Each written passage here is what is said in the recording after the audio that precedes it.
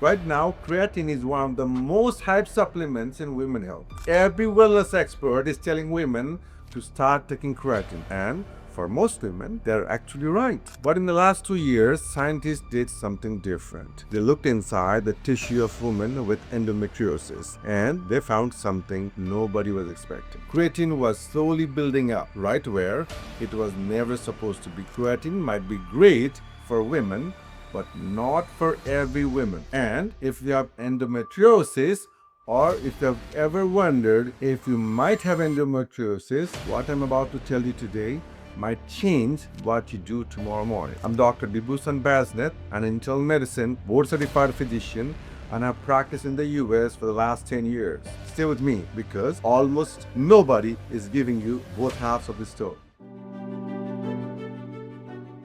Here is why women are suddenly paying attention to creatine. Point number one, it's one of the most tested supplements we have. It has hundreds of peer-reviewed studies behind it. For muscle and for the brain, the evidence is strong and the safety record is excellent. What is new is the woman's health angle, and it starts with your hormones. Point two, it ties you to hormones and your menstrual cycles. Your body uses an enzyme called creatine kinase to turn creatine into usable energy, and research suggests that estrogen affects that system. So in the second half of your menstrual cycles, when estrogen levels shifts and drops, some women feel it, brain fog, irritability, just less resilience than usual. Early research shows that creatine may help soften it. This is not a magic fix though, but it is a real conversation that women were simply not given before. Point three, the real payoff may come up with age. Here's the part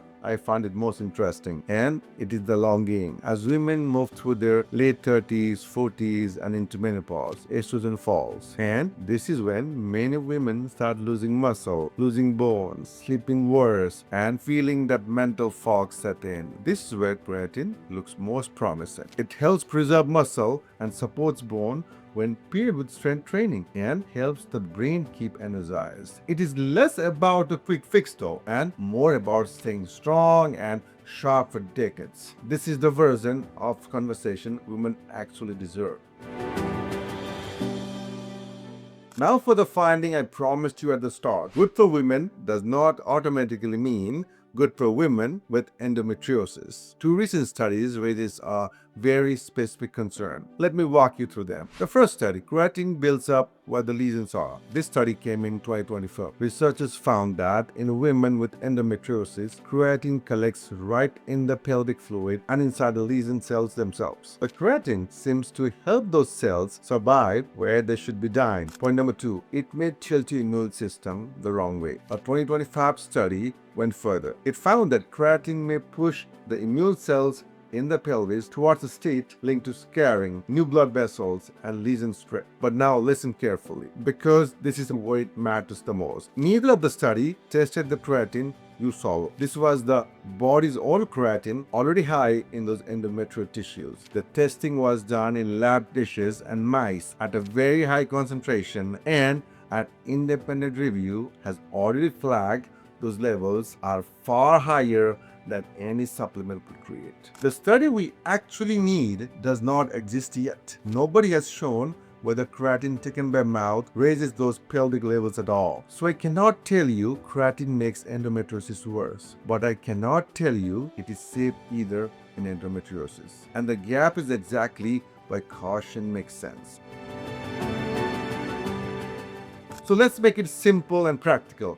If you do not have endometriosis, the general evidence for creatine is strong and reassuring. The standard dose in the research is around 5 grams a day of creatine monohydrate. Simple, cheap, and well tested. If you have endometriosis or you suspect you might have, this is a talk to your doctor moment. The honest answer for you is that we do not know yet. And when we do not know, careful beats confidence. Quick and an important note before you finish. If you have endometriosis and you are already taking creatine, do not panic and do not make sudden changes on your own. Nothing here is surely proven in humans. Just bring it to your doctor and decide together. That's what I'll do. Here is what I want you to walk away with. Women deserve a conversation about creatine than the one internet is giving you. For many women, it may turn out to be one of the best things They are the muscle, brain, and the long-term health.